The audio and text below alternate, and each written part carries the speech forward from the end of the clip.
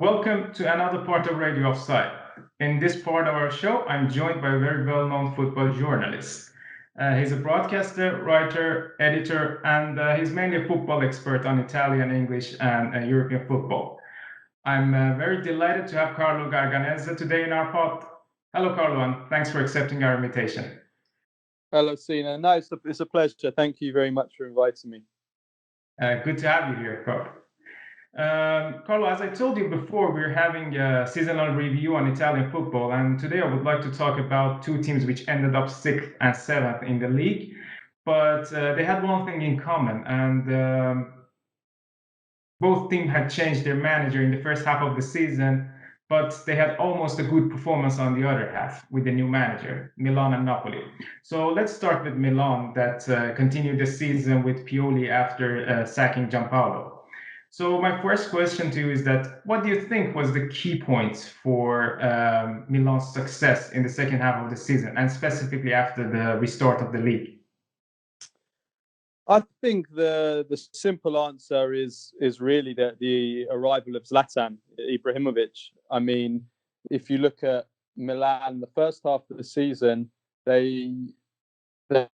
obviously they really struggled, but Milan have quite a young squad, a lot of young players, and quite a few talented young players. I mean, Donnarumma is already one of the best goalkeepers in the world. You've got Theo Hernandez, who's a fantastic left back.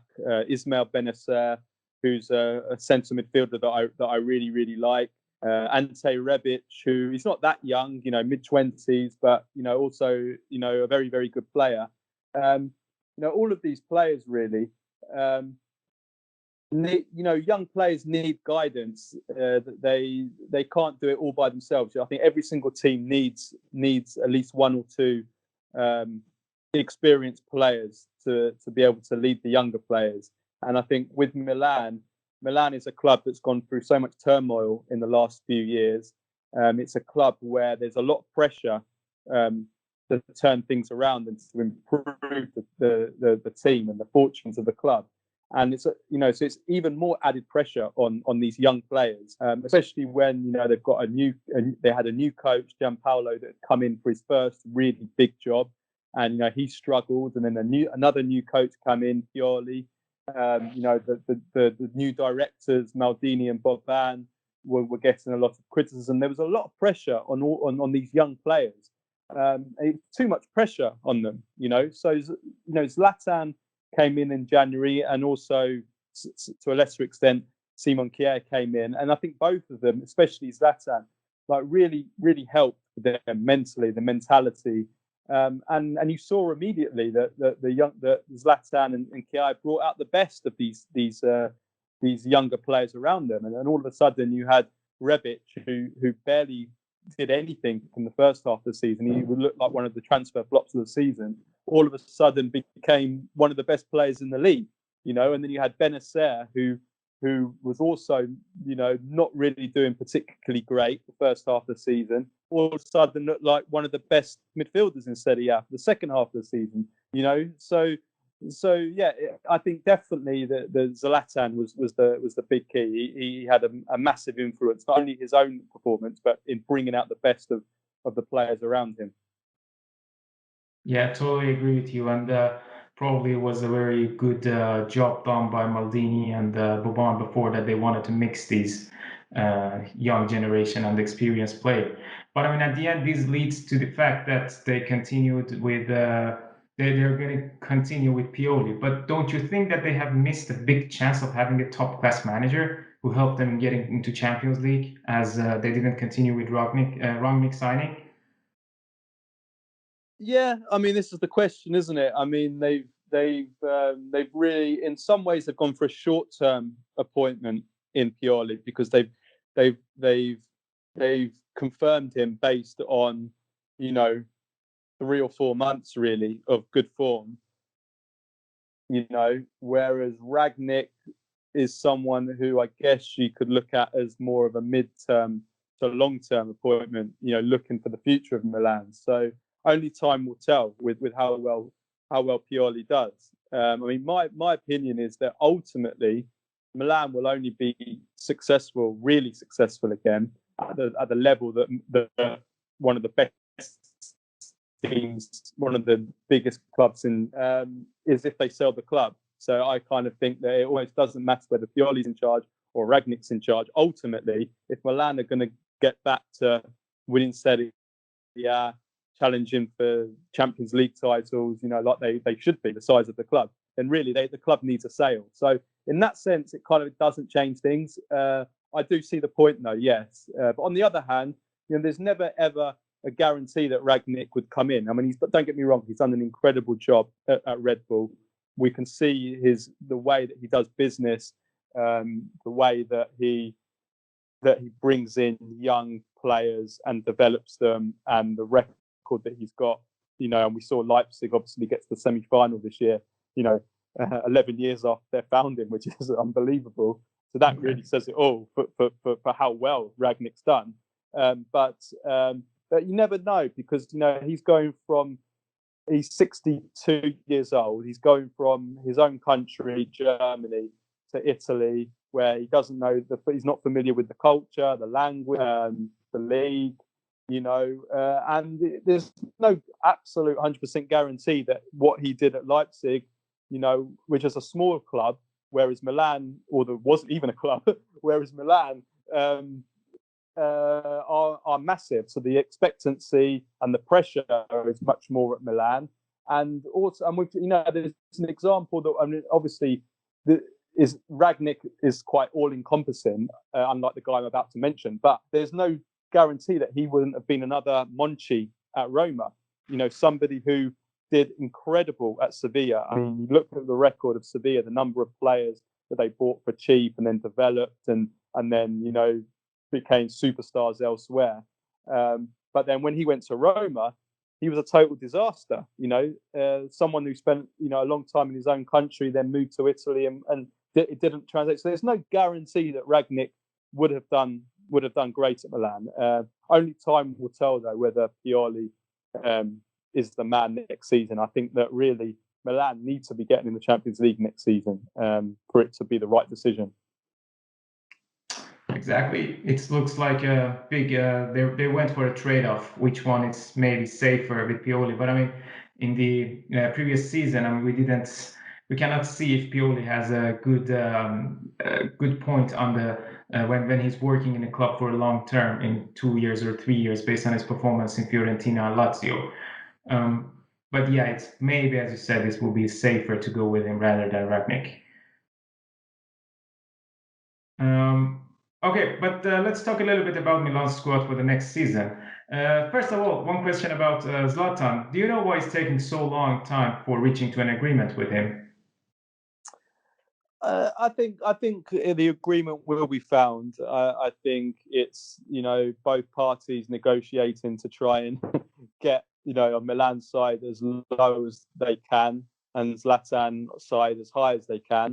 Milan obviously have a situation where they are limited financially what they can do. They've had to try and cut costs. They have a salary cap, which pretty much everybody has to abide to on the squad, with a very few exceptions. One of them is Donnarumma, and one of them is Zlatan, who's obviously going above that ceiling. So Zlatan, I think, was asking for around about €7 million a season. I think Milan have kind of been trying to do 5.5, maybe with bonuses as well. I always expected them to reach in the middle. So I would expect, it will be done soon. I think Zlatan wants to continue, and I think Milan wants him to continue. I think it will happen now. Yeah. All right, but should we expect any big signings for them in this mercato to solve their tactical problems? There are, I heard some rumors on signing again Bakayoko and Sergio Aurier from Tottenham.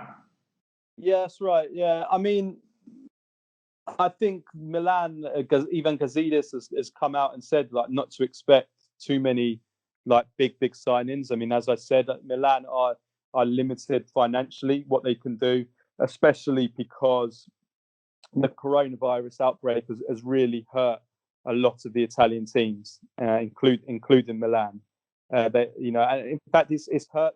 Coronavirus has hurt pretty much every league really in Europe, with the exception of the very top teams in the Premier League, which are pretty much immune to so you're talking like Chelsea, Manchester City, who are still spending crazy amounts of money because their owners can kind of a little bit immune to what's happened. But I think in Serie A, teams have been really affected, including Milan. Obviously, if you're cost cutting already, like Milan are, and then there's coronavirus, it's always going to affect you. So yeah, I wouldn't expect any massive signings, but Milan will make some signings. They're gonna sign 2 centre midfielders. Bakayoko, they're already deep into negotiations with. He wants to come back. Chelsea are happy to let him go. It looks like that they may agree on another loan for a year with an option to buy. And if that happens, then that's a good deal for Milan because obviously they will only have to pay a loan fee, and then they'll still have the option whether to sign him. So that would be a good deal. And then they're probably going to look for a 4th centre midfielder, because at the moment Milan have only really got 2 central midfielders, Benacer and Kessie. So they need numbers in midfield. And then like you said, Aurier, Milan are looking potentially for a right back, but at the right price. I think Calabria probably will leave if the right offer comes in, and that leaves them with just Andrea Conti. And I think Milan would like to sign. They would like to sign a new right back, and Aurier is on the list. But it depends, I think, on whether they can reach the right price with Tottenham. I think Tottenham are asking for around about 25 million euros, something like that. I think that might be a bit too much for what Milan are prepared to offer. So it really depends, on the price there. But yeah, centre midfielders and right back definitely, probably a backup left back as well.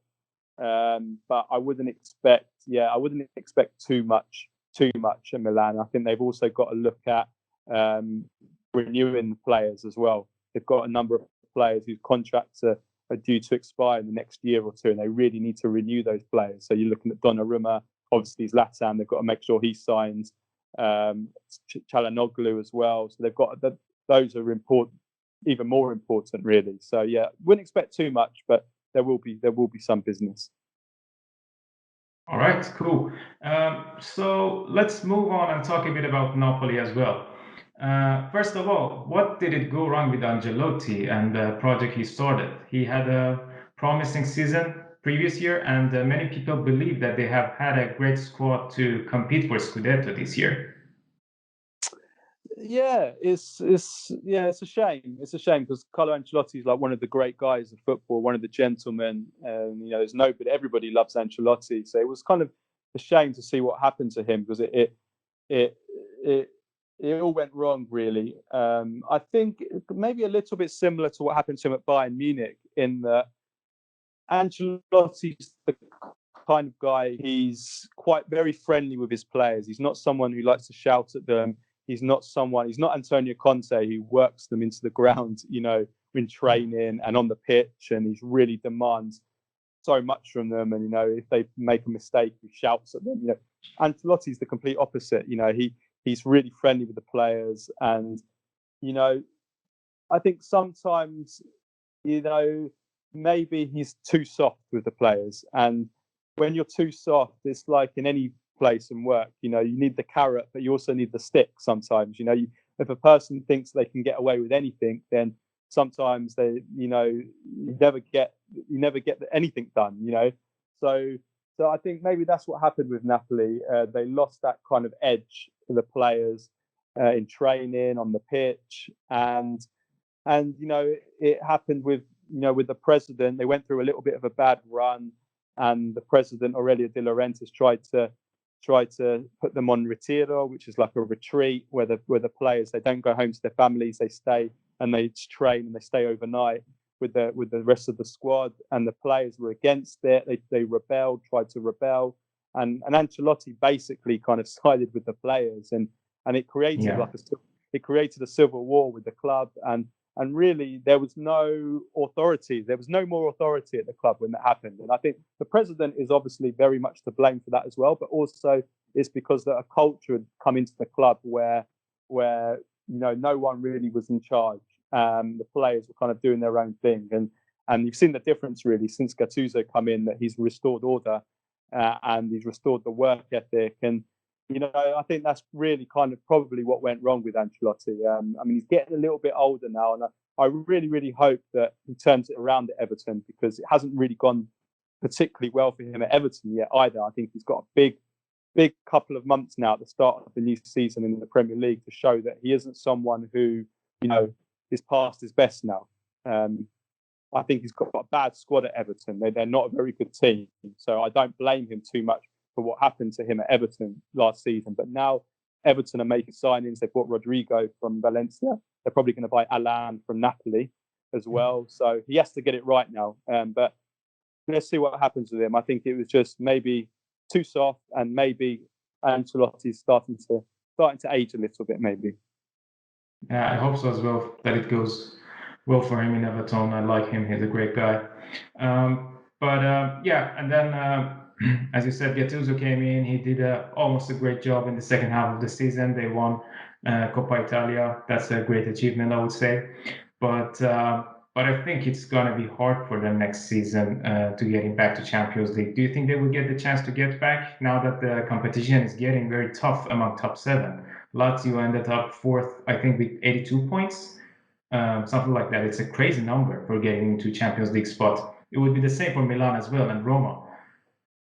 Yeah, absolutely. It's going to be really, really tough to get in the Champions League for all of those teams, because the competition is a lot tighter. We've seen that the gap from first place to the rest definitely has closed this season. I mean, I would include like even Juventus, definitely weaker than they were 2 years, 3 years ago, and I don't see them becoming too much stronger this transfer market either. So I think it's definitely it's much tighter at the top. All of those teams, Juventus, Inter, Napoli, Milan, Roma, Lazio, they're all going to be fighting for Champions League spot. I think Napoli have done pretty good business in 2020 so far, and I'm including in January the January markets as well, because Diego Demme I think has been an outstanding signing. And obviously Victor Osimhen's come in from Lille. I haven't seen too much of him, but I've had really great reports on him, and Gattuso's spoken very highly of him already as well. So we'll have to see how well he does. I mean, if he comes in and he's an absolute revelation, obviously he's their record signing, then that could be huge for them. We'll also have to see what happens with Koulibaly, whether he leaves the club, because Manchester City are obviously trying to sign him. We'll have to see whether the Messi thing gets in the way of that, or if they sign both of them. I don't know. But we have to see what happens with Koulibaly, because if Koulibaly leaves, that's a huge loss. And then it depends really on who replaces him. Really, that's what it will depend on. But I think Napoli have still got a good team. They've still got a lot of quality, even though Alan's going to leave, Milik is probably going to leave, or Koulibaly might leave. They've still got lots of good players there, and I think they'll still be very competitive next season. But I think it's going to be really anyone is up for grabs the Champions League spots next season. Right. Yeah, they paid a lot big grants for bringing in Osimhen, and also they paid something around 50, if I remember correctly, last year for Lozano.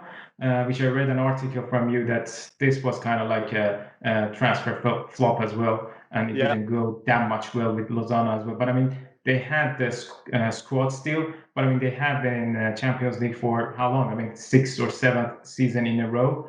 But now that they're off, if they cannot get back into it, then the situation can get tough. That's right. Absolutely. Spot on. Yeah, and then my next question was exactly about Koulibaly. I think he's now I think 29 years old, and I read yesterday that De Laurentiis didn't say anything that are they going to sell him or not? And what he said was that it's not depending on us. It's depending on the big clubs that wants to pay for him. But if they don't, I don't know if he wants to keep him longer there, because selling him would be a big profit as well to bringing in maybe 2 or 3 other players, isn't it?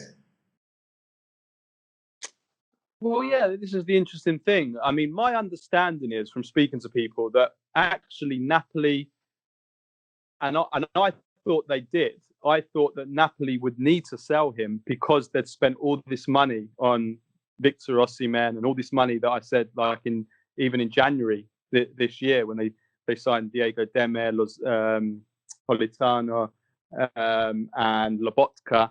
They spent a lot of money. I thought that this was a sure sign that they were going to sell Koulibaly. But my understanding, from speaking to people, is that actually Napoli are financially stable and they don't need to sell Koulibaly. Like, they don't need to sell him to balance the books. But having said that, I understand that if the price tag is met, they will sell him because, like you said, it will be a huge profit on the books because he's been at the club for what, 4, 5 years, 6 years. So they've already, they've already paid off what they so everything is a pure profit on him now. So they'll make an absolutely huge profit on the books for Koulibaly. So yeah, that will obviously help them to finance, but then it will depend who they will finance it, who they will buy to bring in instead of him. Will Manchester City? I mean, Manchester City are obviously, it's well known they're trying to sign him, but will they meet the price tag that Di Laurentiis is asking for? I think he's asking in the region of like 75-80 million euros. Yeah. City are offering 60-65 at the moment, so we'll have to wait and see what happens there. Yeah, good points. Good points. Cool. Now that you brought up Messi's name and the deal that's going on with him, I would like to ask you what's your opinion about him, and specifically yesterday that Inter and Conte reached an agreement to continue together, and then at the same day the big news came out for Messi and Barcelona, and Inter Milan fans are a little bit hopeful that maybe something is going on there. I was listening to Sempre Inter podcast that you were in last week, and all of the Inter Milan panelists there didn't like to have Messi in the club. Yeah. I mean, I was also the same, but right now that Conte is staying and he have a calm relationship maybe with Steven Young, maybe that can be good. But on the other hand, we read that it's mentioned that Inter won't spending that much this season, and they would just buy players when they will sell some players. So how do you think? Is it something that's going to happen with Messi and Inter, or is it just off the table? Yeah, it's a great question. I mean, I've actually, as we, I've just been writing a feature on this actually, which should be going out today, Wednesday. Okay. So yeah, I've looked into all these things you've just mentioned, and I think that there's two different parts to this. First part is the Barcelona side of things. Messi definitely has asked to leave. We know that. The question is he doing it for political reasons? Is he doing it as a reason to try and force the president Bartomeu out? In which case, if that happens, then he ends up staying. That's possible. We don't know from the outside, but I think that is possible. The issue is, I understand that Bartomeu won't resign because if he does, then he's financially liable for all the financial losses that Barcelona currently have. See, Barcelona have a few financial problems at the moment, which is the reason why they did the Arthur Pjanic swap deal to try and help balance their books. In Spain, I understand there's a rule that if a president resigns and the club is in debt, he's financially liable for those debts. It's like basically running away from what you own. So because Barcelona have these kind of debts or these financial issues at the moment, he actually can't resign even if he wanted to. So that basically suggests that he can't be forced out, that he's going to stay. And if he does end up staying, I mean, I don't know whether a an election can be forced, which will override that. I don't know. I'm not sure. I'm not sure if anyone does. But let's assume that he doesn't resign. Then it looks like Messi is pretty much saying, well, I'm not staying. I'm leaving. So if he does leave, then that comes to the second point. Will he leave for a transfer fee, or will he leave on a free transfer? Now, Messi's teams are trying to argue that he's allowed to leave on a free transfer, whereas the Barcelona side are trying to say, well, the free transfer clause expired this season on the end of May. But Messi's team are trying to argue that because the coronavirus extended the season, actually that clause is still valid, which would allow Messi to leave on a free. Now, if Messi leaves now on a free, can Inter afford it? Now, I don't think that Inter can afford it if they have to pay a transfer fee, because, like you said, Antonio Conte has been told by Steven Zhang that they need to be a little bit careful with how they're spending. They can't go and spend 160 million like they did last season. But if it's a free transfer, still there's a big outlay on his wages, because Messi earns almost 100 million gross salary a year. I mean, that's crazy. So if you give him a 3-year contract, even on a free transfer, you're basically going to have to pay him 300 million over 3 seasons. So that is absolutely huge. The thing is that my understanding is that Messi has always been the dream signing of Suning. He's actually almost been an objective of theirs. But the plan was that they would bring him next summer when he's a free transfer, and that they'd plan financially in order to be able to try and make that happen next year. So whether they're in the financial situation that they can make it happen this year, I don't know. But, we'll have to wait. We'll have to wait and see. What we do know is that, Suning are very, very wealthy. The owner, Zhang de Jong, is worth, $10 billion or something like that. So I just think that if they wanted to, if he really, really wanted to, he could make the deal happen. He would find the way. He'd bring in sponsors, or, the money's there. If they really wanted to be creative, they could make it happen, especially as financial fair play is not really, I don't think anybody's really going to take it seriously anymore after Manchester City got away with what they got away with, So, yeah, it's an interesting one. There's many different areas, different strands to it. It's going to be really, really interesting to see what happens. If you ask me, I will never believe Messi's leaving Barcelona until I see him, in the shirt of the new club. But if he is going to leave, I would probably still have Manchester City as the favourites, because I think the Pep Guardiola connection and the Barcelona connection there definitely helps. The one thing I think that's on Inter side is the tax situation, because the tax laws in Italy are much more favourable to foreign players than they are in Spain or in England. Huge, massive. Messi will take home, I've worked it out.